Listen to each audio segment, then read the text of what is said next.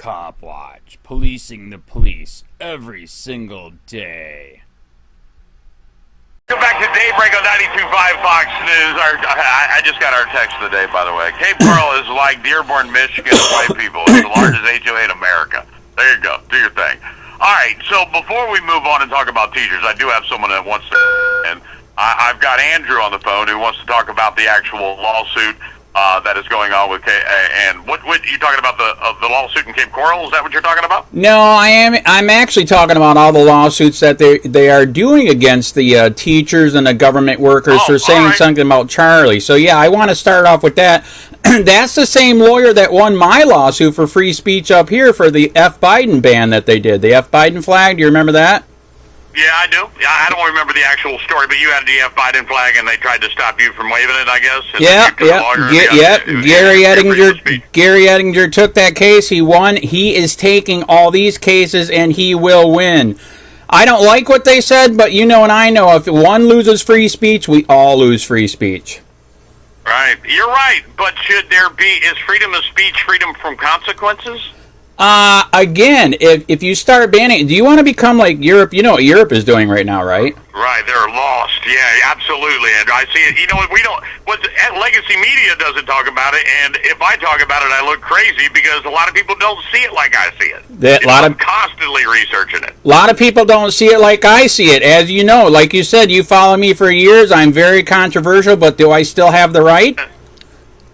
Yeah, you got the right, man. And you know what? Every time you come on the show, you speak with intelligence, Andrew. So I just want to say that says a lot to your character. All right, I appreciate it, man. You have a good day. All right, man. Thank you very much.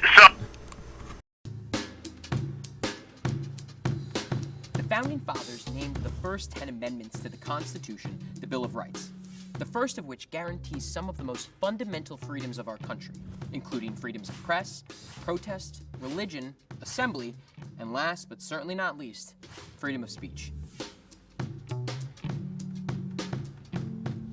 The definition of free speech and its limits, such as censorship and hate speech, have been debated since the initial adoption of the First Amendment. Freedom of speech is considered a fundamental building block of liberty, allowing citizens to express their ideas and bring about the change that reflects the needs of the people. It also gives a voice to sometimes conflicting or dissenting opinions, which is believed to inspire the healthy debate that moves society forward. When drafting the First Amendment, James Madison and his colleagues drew from many of the great thinkers of the day. One of the most influential works in colonial America at the time was a collection of essays known as Cato's Letters. The writers were two British men, John Trenchard and Thomas Gordon, who wrote under the pseudonym Cato. Cato was one of Julius Caesar's chief opponents in the Roman Senate, known for his incorruptibility and defense of the Republic. They published 144 essays promoting liberty and criticizing the overreach of the English crown. In one essay, they wrote, "Freedom of speech is the great bulwark of liberty. They prosper and die together." This idea and others from the letters inspired much of the Constitution and Bill of Rights. From Madison's own notes, we know that he intended freedom of speech to be a natural right, not something granted by the government. Of course, free speech is not an unlimited right. And because the First Amendment doesn't establish what those limits are, we've spent centuries debating what is and what isn't free speech, a debate allowed by our right to free speech.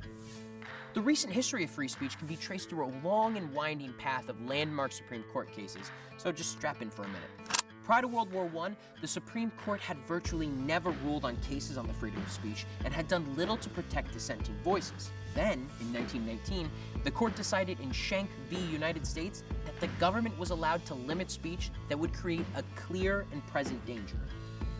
In 1942, again in a time of war, the court limited protection for fighting words, speech that can provoke harm to another, in the case of Chaplinsky v. New Hampshire. The year after, however, in West Virginia v. Barnett, the court determined that making students recite the Pledge of Allegiance violated their free speech rights. In 1989, flag burning was ruled as protected free speech in Texas v. Johnson, as was cross burning in 2003's Virginia v. Black, unless it's being done to intimidate.